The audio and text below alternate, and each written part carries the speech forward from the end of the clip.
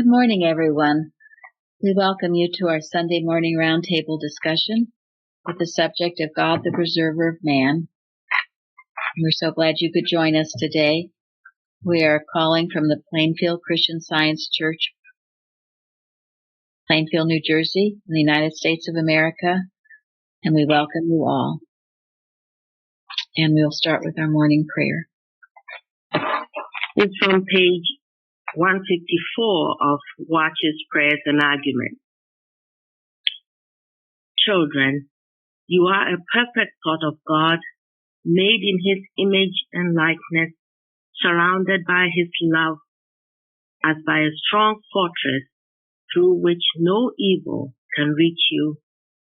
You have no material conception of birth, no father and mother in the flesh. You are not the reflection of belief. Belief is not reflection. You are not weak or easily led astray. You are not rebellious or obstinate. You have no human will. God's will is all, and you are its reflection. Therefore, you will only do right, for you reflect and inherit divine wisdom and understanding. You are spiritual, and spirit knows all things.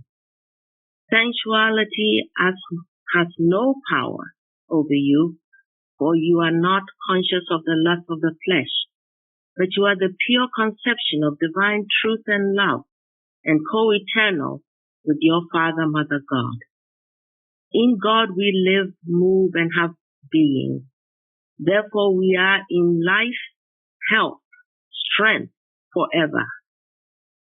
To be conscious of this is to be in the presence of God, with the Father, who is life, truth, and love. Amen. We are the children of the King. Why should we mourn? Mary Baker Eddy. Thank you. All right, our watching point. Watch number 434.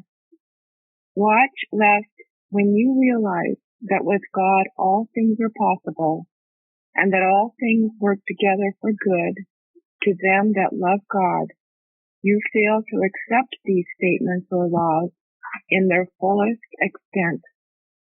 As Christian scientists, we accept our experiences, whatever they may be, and perceive that good is working through all of them and out of all of them.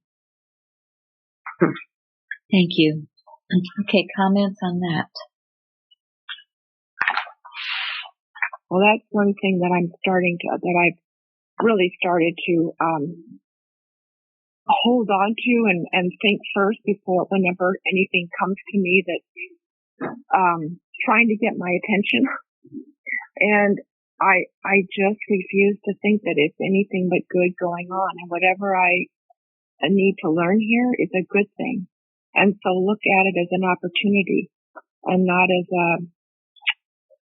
look at it that way. And that really changes things. I always thought before coming here that I was being sort of punished, or there was some cause, was always I'm doing something wrong, I'm being punished for some wrong thought.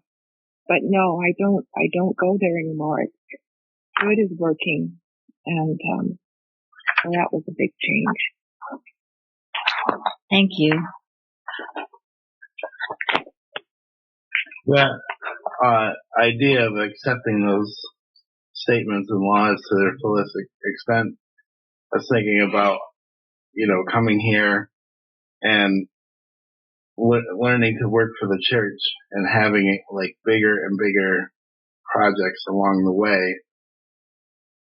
I don't think I'll ever know the fullest extent because it always gets bigger. But I don't doubt, when the next idea comes and it feels right, I go, okay, Father, I know you'll guide me through. Yeah, it does become a sense of unfoldment rather than accretion. And as you gain an understanding, you just accept more and more challenges, and you're ready for them. Mrs. Evans used to talk about lifting the calf. If you keep lifting the calf every day, by the time it gets to be a big steer, you can still lift it because it's just what you do. It's definitely unfoldment, not adding on, not seeking what you should do.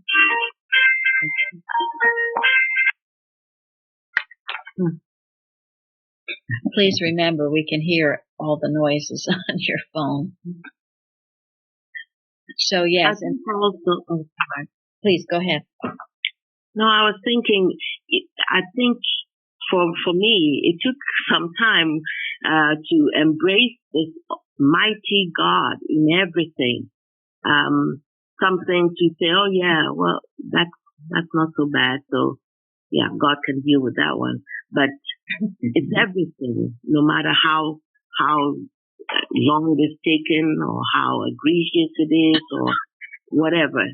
We have to accept this in its fullest extent. God governs everything, and He can do everything. Thank you very much. And as you demonstrate more and more in these little things, then again, the big things don't seem so big.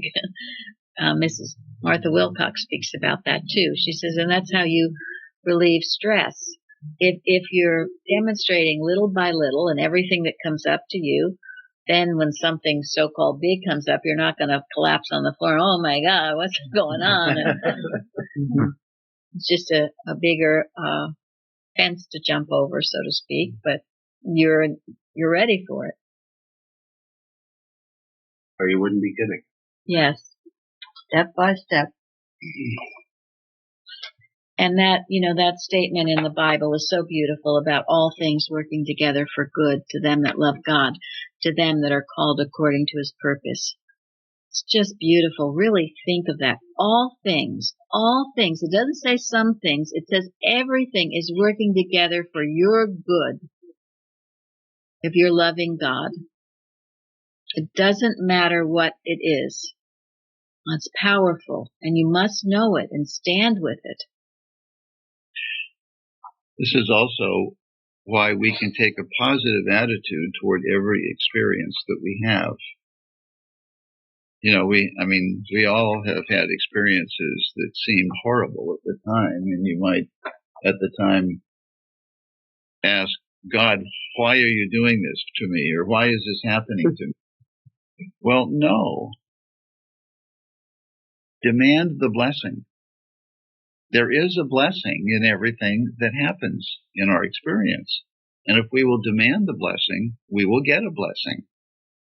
Even things that seem horrendous at the time, you can turn to God and ask, God, what is the blessing here? Show me. Show me what I need to learn. And if you persist in the positive expectation of getting the blessing, guess what? You will actually get a very good blessing. And when you ask, why is this happening to me? You are acknowledging that it is happening. You're acknowledging its reality, which is why it's not really good to go there. You're saying, oh, this is really happening. This is bad. And why is it happening? Okay, you've gone down to the level of mortal belief. Yeah. And you're wallowing in the mud. And that kind of attitude is not going to get the blessing.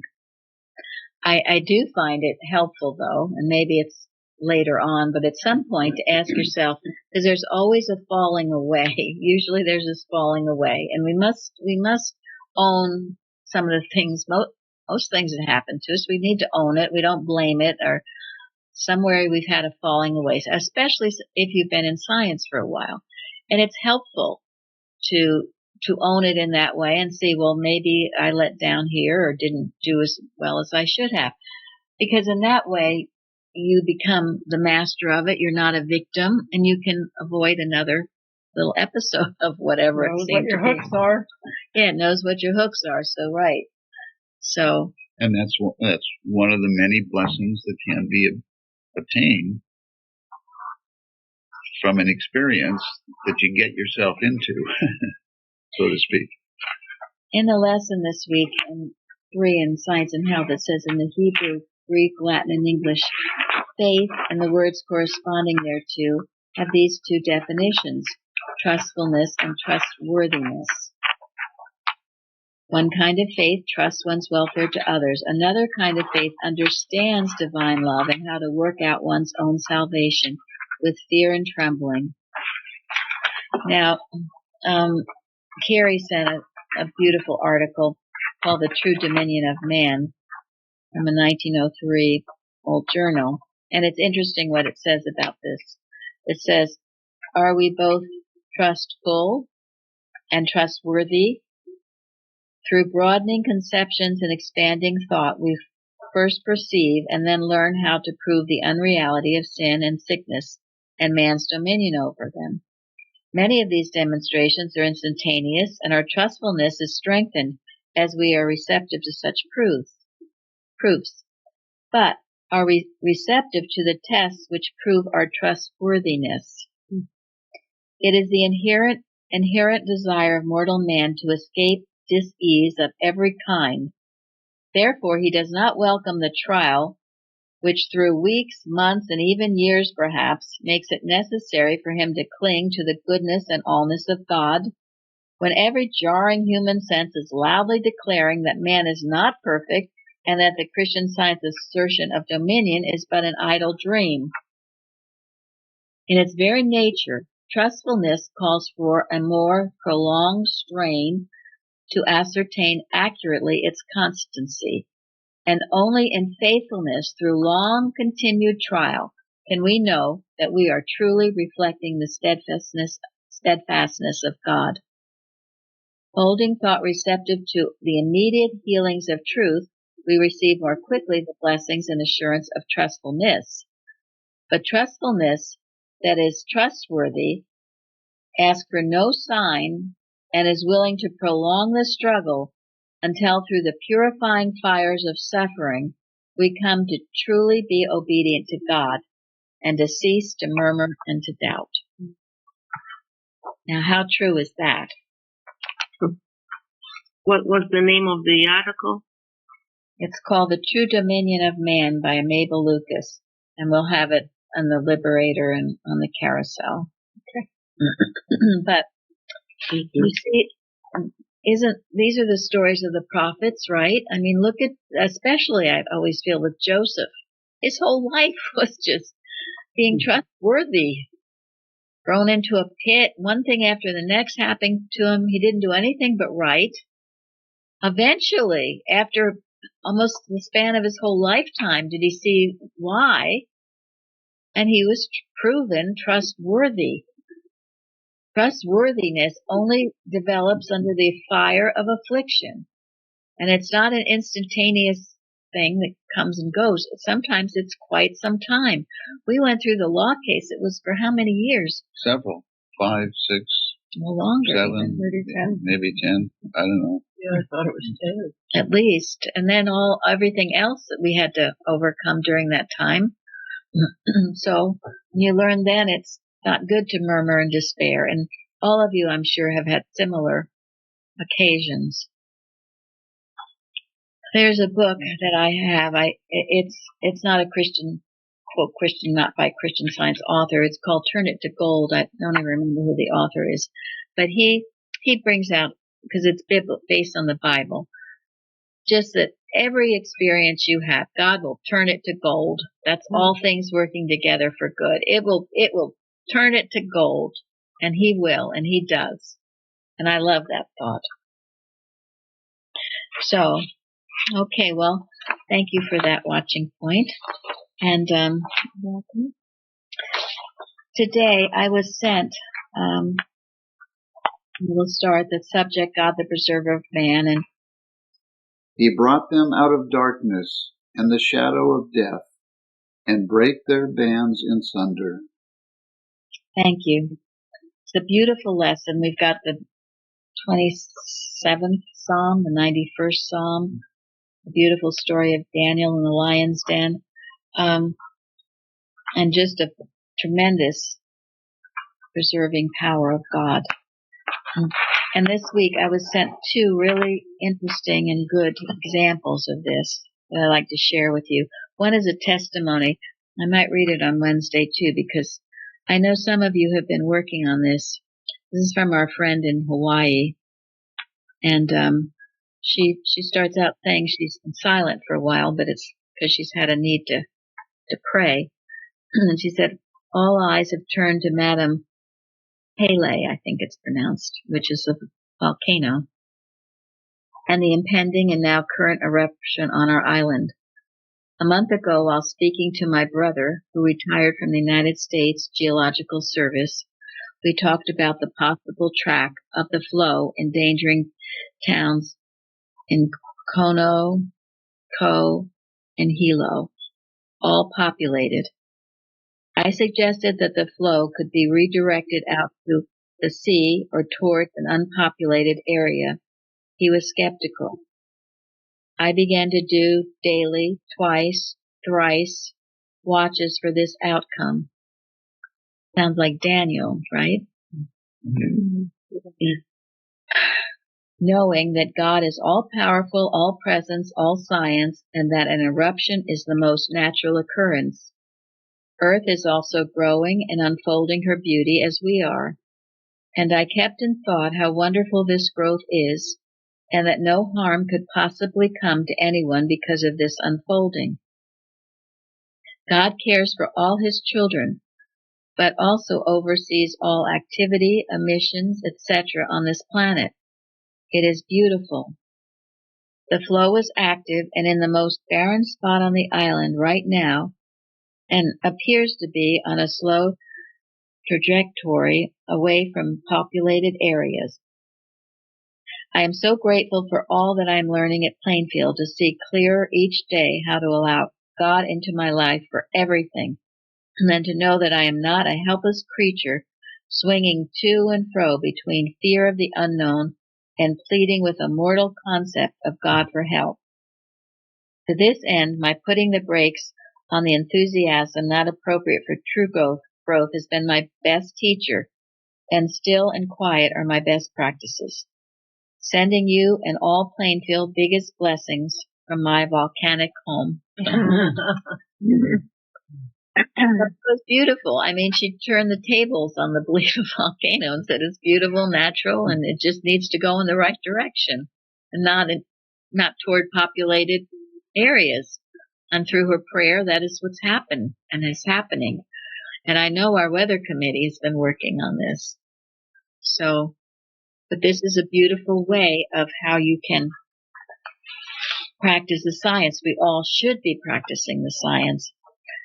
And then our latest liberator will be out very soon, right? Soon, yes.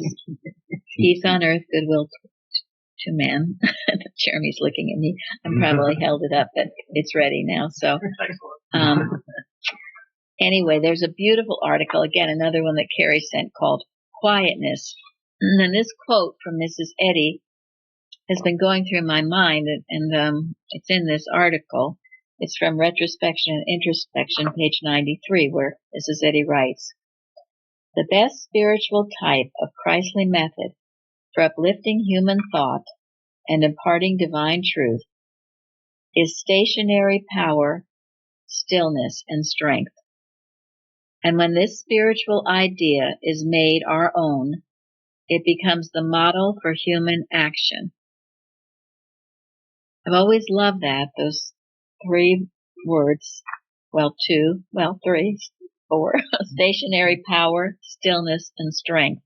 And that word stationary, fixed, not moving, respecting your space.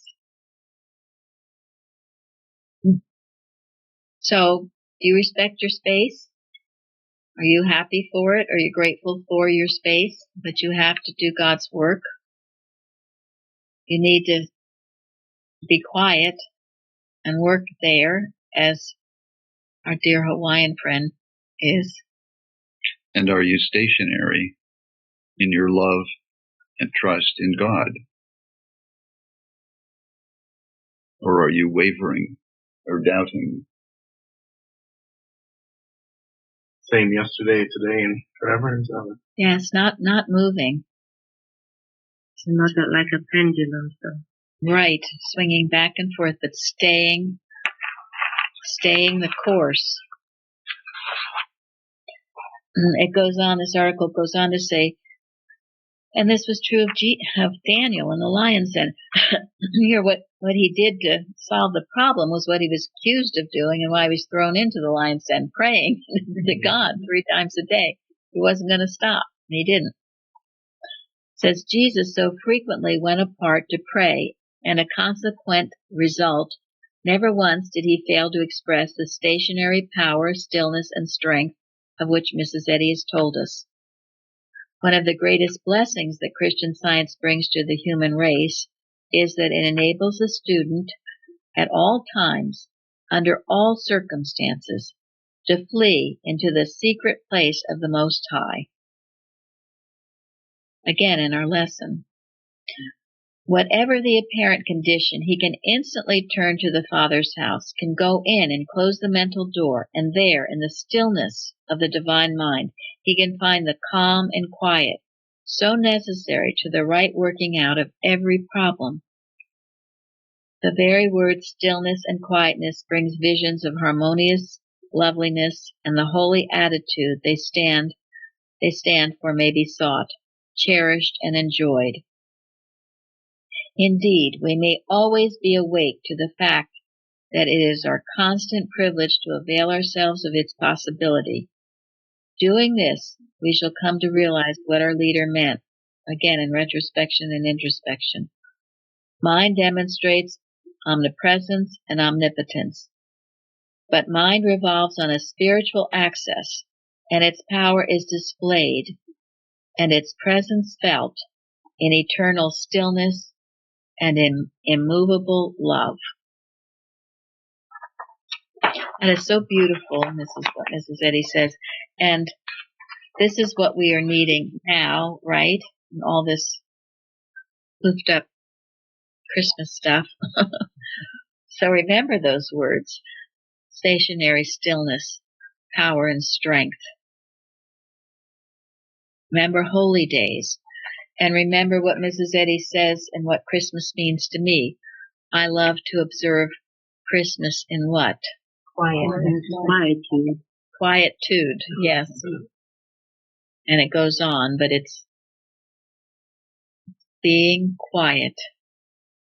Stay still, never absent from your post, never off guard, never ill-humored, never unready to work for God. And never rushing around shopping or arranging parties or all of that stuff that has absolutely nothing to do with Christianity. Yeah. And Christmas. No. And Mrs. Eddy says, rushing around smartly is not a proof of accomplishing much, right? So I thought that was very lovely. And then there is this beautiful also testimony. I'll call it a testimony. It's a little longer, but it's very important. It was one I knew nothing about. And dear Anne in England sent it to us. And it's from the book, which I also knew nothing about. I've heard of Peter Henniker Heaton, who wrote for the Monitor. He was a poet. And he was healed of I think some kind of paralysis. Yes. And he wrote a book called The Man of Joy. And in that book is this story, which I guess I'll have Gary read. Start with that, Peter. Oh, okay.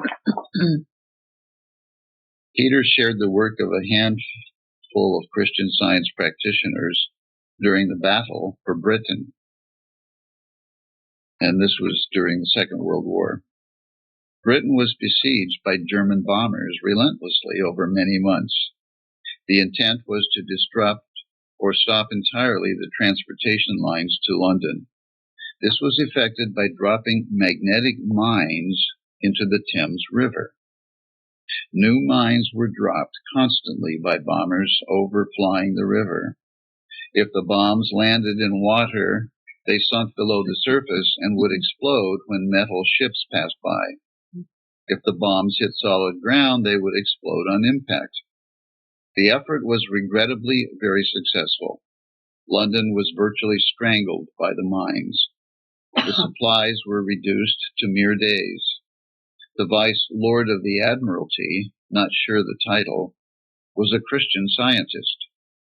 He held a secret meeting with a small group of London Christian Science practitioners.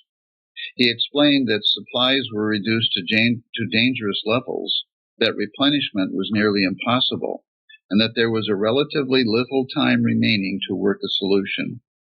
British bomb engineers had been trying for months to retrieve an unexploded mine, but without success. They hoped to disassemble one to understand its mechanism in order to defeat that mechanism. The practitioners worked earnestly for several days. One practitioner mentioned working specifically with the concept of magnetism in general and animal magnetism in particular, seeing that it had no power over mind, spirit. Also, that mind supplies the right ideas to support every right endeavor. Britain's leader, Winston Churchill, had been a journalist for years before becoming Prime Minister. He daily dictated notes about the course of the war. His description for the events of this week included the phrase, quote, "At this dire period, fortune finally smiled on the British Isles," end quote. A German bomber dropped a mine over a soft mud flat at low tide. The unexploded mine was recovered and brought to the experts for their examination. Again, the Vice Lord of the Admiralty assembled the Christian Science practitioners. He explained to them that a mine had been recovered, but that was certainly booby-trapped. The experts were very concerned both for their own safety and more so for losing this opportunity to understand the workings of the magnetic mines.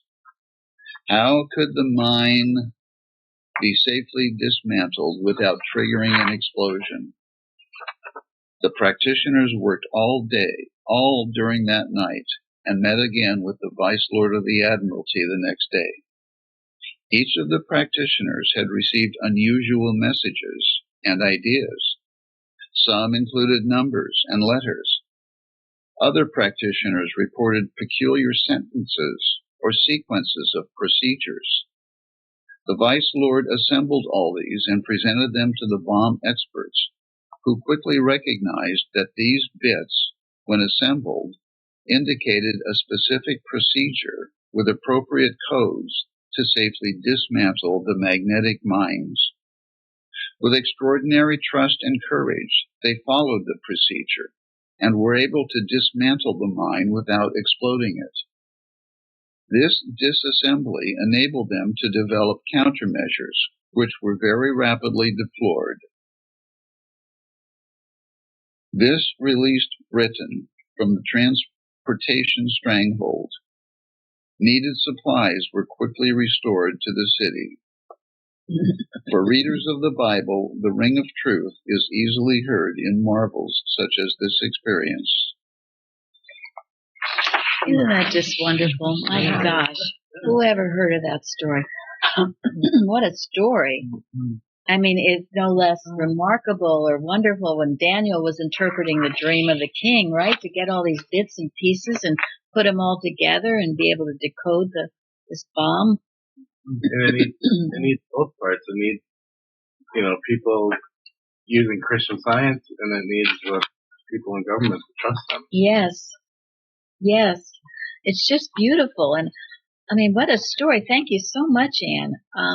And how many times over is this happening? I mean, even with Marlene in Hawaii, her prayers, all our prayers, sometimes we'll never even know what our prayers have done. But this, to be called on and have this group of Christian scientists working, Carrie did tell me, she checked that there used to be Christian scientists who were in the Congress of United States of America, but evidently no longer, at least none that call themselves that. So that doesn't mean that prayers aren't going on, or we must know that they are, but certainly helps in this case. My goodness, how wonderful. So that is one we need to magnify. That should go in our Liberator and wherever. It's wonderful. Maybe in the history section. The history section.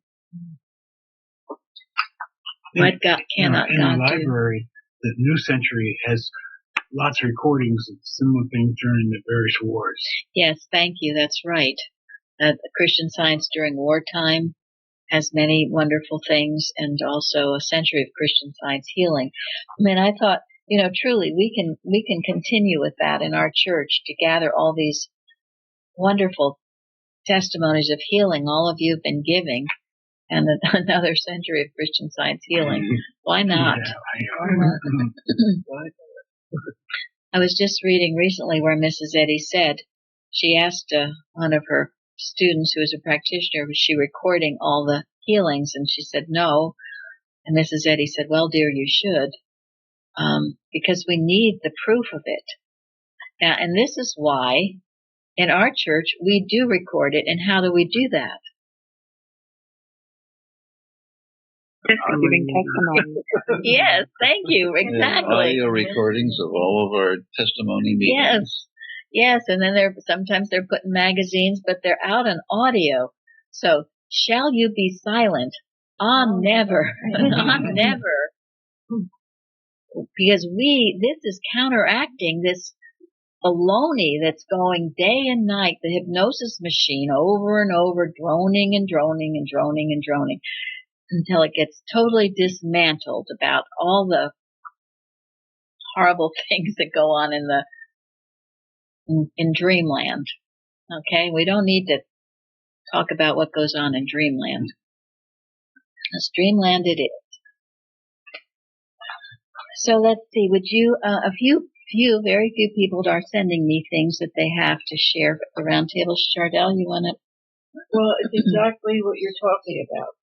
I realized that, I'm an old granny, and Christianity seems to be more under, how does Mrs. Eddy say it, opposition to the spiritual scientific meaning of the scripture. And I've seen this, and I've lived long enough to know that we're in a battle, in a sense, and to know what the truth is. And then this lesson is perfect, because it tells us all that really exists is the mind. That's it. Yes. Complete. Yes. Thank you. And I thought that was so beautiful, Florence, what you said in your testimony at the end. Can you repeat that?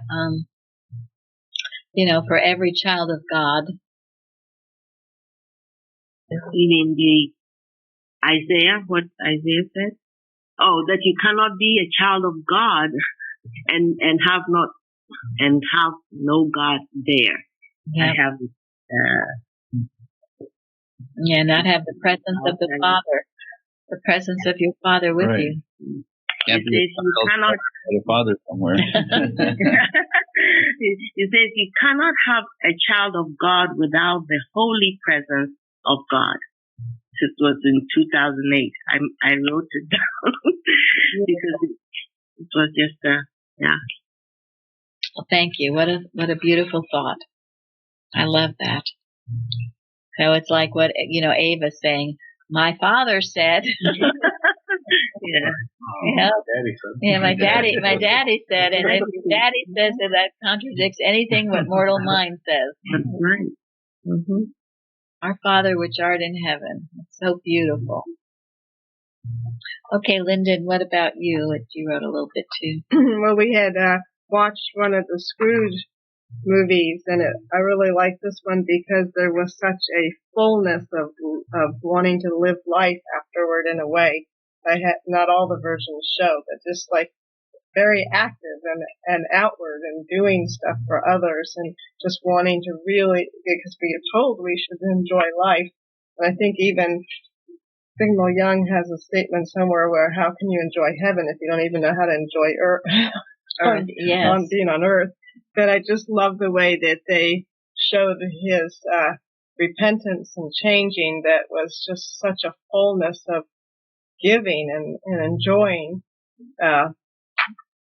And then so I came across from Bicknell Young's Association where he says, quote, Even when visiting with each other, let your conversation be on the right side. It is your business to help people into heaven, not to retard their course thitherward. End quote.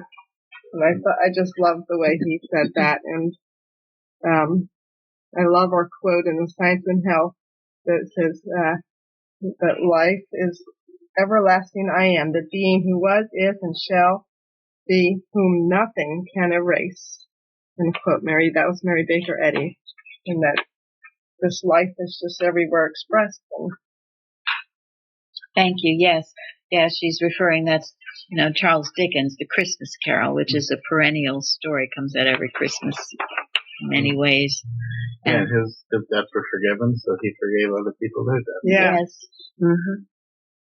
Yeah, it is a beautiful story.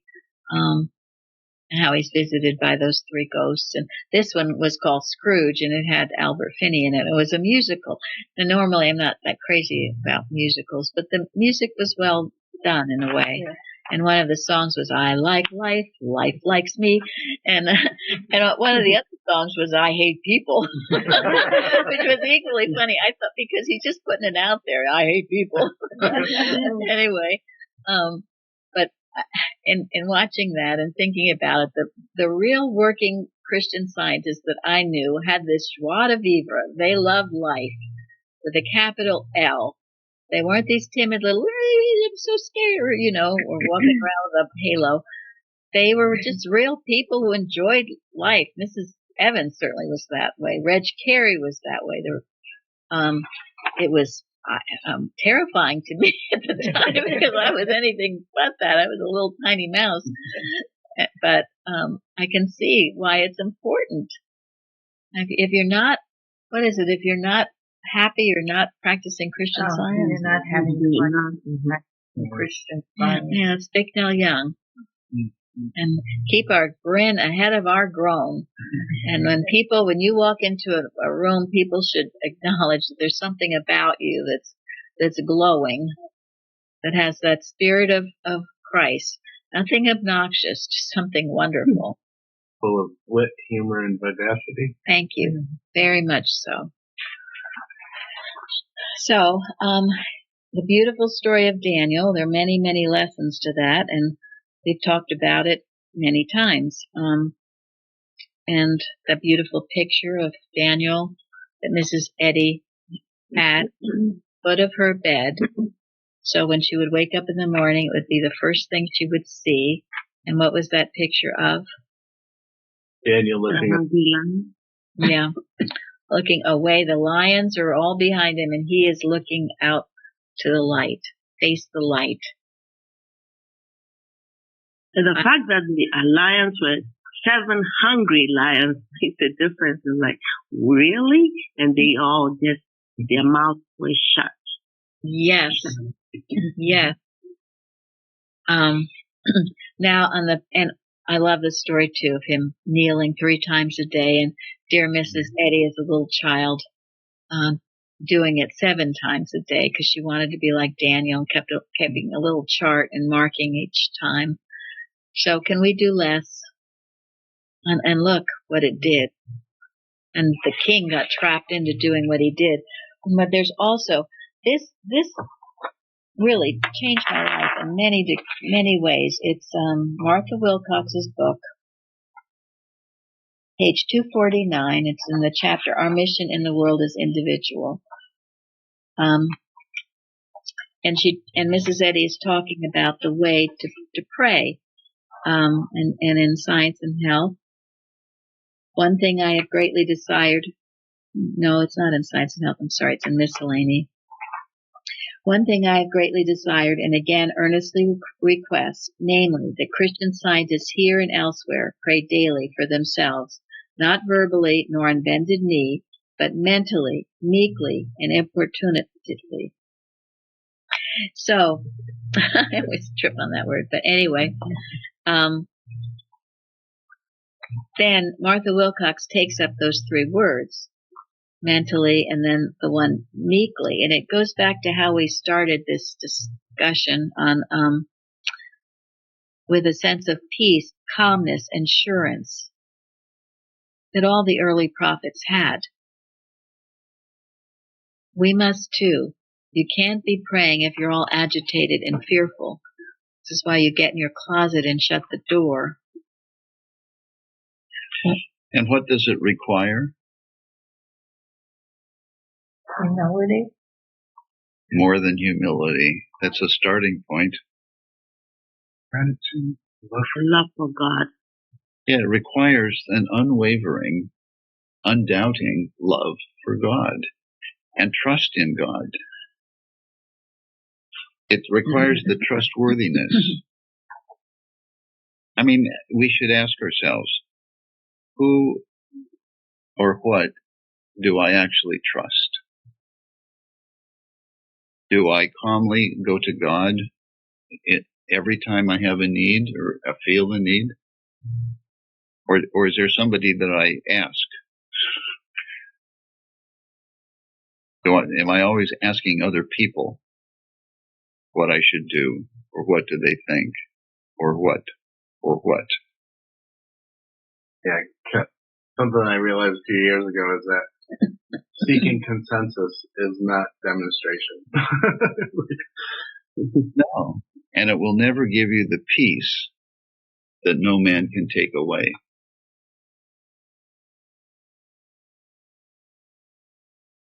Thank you. Could I say something? Yes.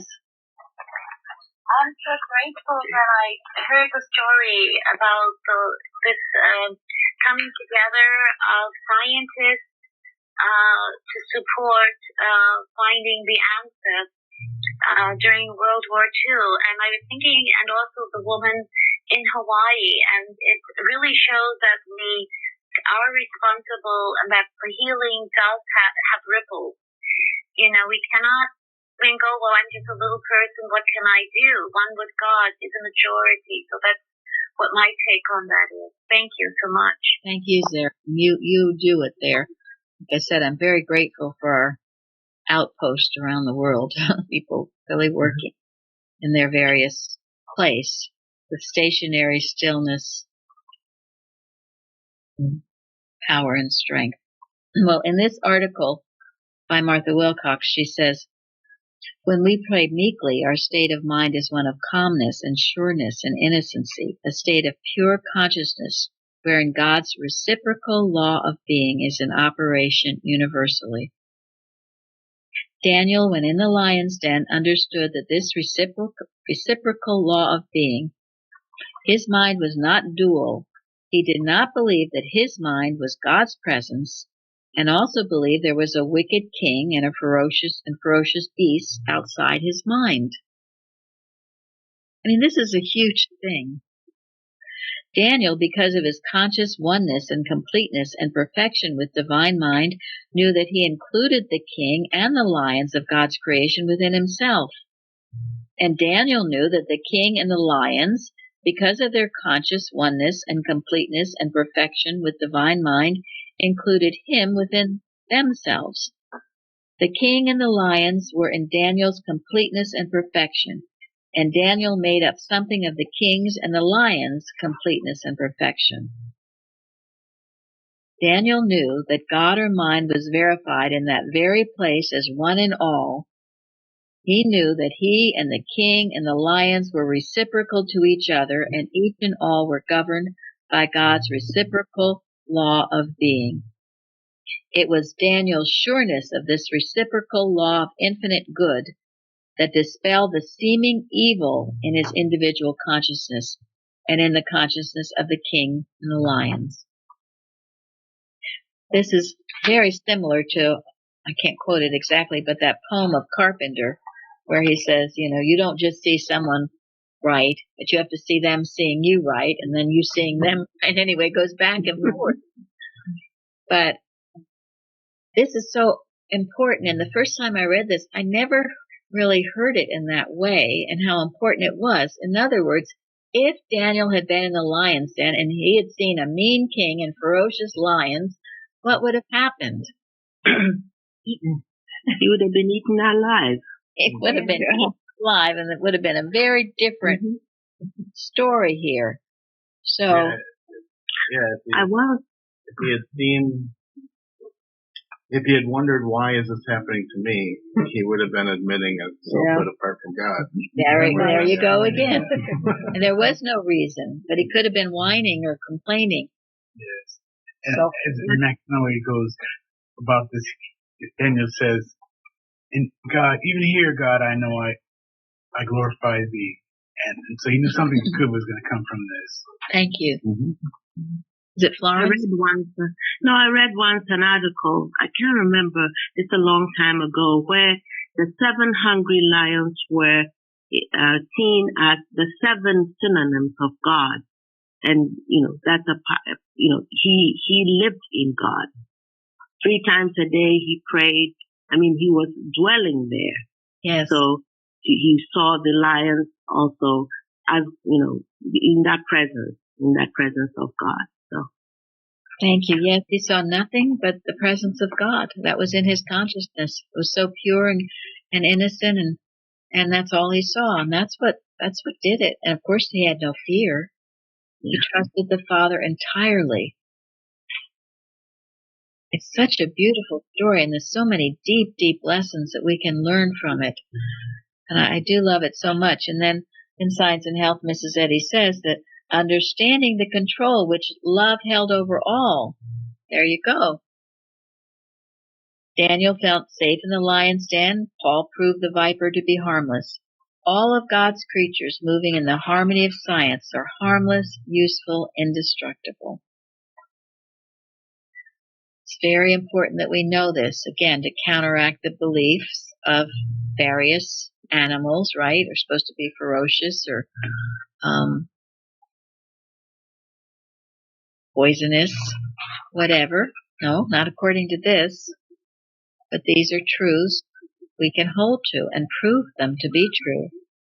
Sorry, I was just going to say, you see it, I like to watch things on YouTube about how wild animals help each other. Yes. They also ask humans for help, and they're given the help. So there is a reciprocal, even in the whole natural world. Yes, yes.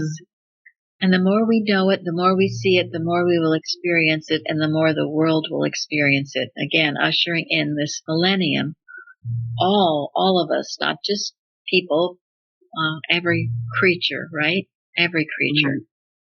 Mm-hmm. And also, I've given this many times, but I love it so much that the figurative transmission from the divine thought to the human, diligence,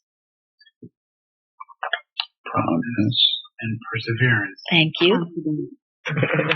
Are likened to the cattle upon 1,000 hills. They carry the baggage of stern resolve and keep pace with the highest purpose. Promptness is cheerful willingness. Are you cheerfully willing? Diligence, constant effort, attentive and industrious. Perseverance, continuance in a state of grace and glory. Well, that's a nice one. Mm-hmm. And then the stern resolve, stern, unmovable. And that is how you keep pace with the highest purpose. As I've said, I used to wander around here. Everyone was going 90 miles an hour. I said, what the heck? I just can't even take the first step. And I found that, and I said, okay, well, I can be diligent. I can be prompt. I can persevere. And then I can have the stern resolve to do it. And that got me moving. And I'll forever be grateful for that. And then moral courage. So important that we have that. We spoke of that once before. I think time is ending. I haven't heard the bells ring, but okay, well, so we have another beautiful article by HEC. And given to us by Carrie. Title of the article is Eddystone Lighthouse. And it goes, one morning a few weeks ago, I awoke repeating the above significant words. Significant indeed to all Christian scientists. I'd even forgotten the location of the material structure bearing the name. But it seemed so typical of our cause that I felt it had come to me for some good purpose. I have since looked up the subject of the Eddystone Lighthouse and find it situated in Great Britain, 14 miles off Plymouth Sound, and directly in the path of ships coming up the channel. The rock on which it stands was for centuries a place of death for mariners. There have been 3 lighthouses built upon this material rock. The present structure was completed in 1759 and still bears aloft its beacon light to warn of danger and guide travelers to the way of safety. The picture before me as I write is that of a tall stone tower, having visible at its base a few jagged rocks, while the waves, almost as high as the tower itself, are lashing it with fury. The forked lightning, darting from out the angry clouds, seems eager to put out the beacon light, which shines resplendent through all the howling fury of the storm. How typical of mortal mind and its blind, impotent fury! How, in seeming, this tries to lash and destroy our lighthouse. But how vainly it continues to stand firm against all storms of malicious animal magnetism and mental malpractice. Why? Because it is built upon the spiritual rock, Christ, truth. Here it will stand forever, the lighthouse of God, with its blessed beacon light pointing the way through science and health, guiding and directing us safely past the rocks and reefs, doubts and fears of mortal mind, into the haven of the real, where stands our house built without hands, eternal in the heavens. The Lord is my light and my salvation. Whom shall I fear? The Lord is the strength of my life. Of whom shall I be afraid? For in the time of trouble he shall hide me in his pavilion. In the secret of his tabernacle shall he hide me. He shall set me up upon a rock. Psalm 27. Thank you all so much for joining us today. Thank you. Thank you. Thank you. Thank you. Roundtable. Thank you. Thank you.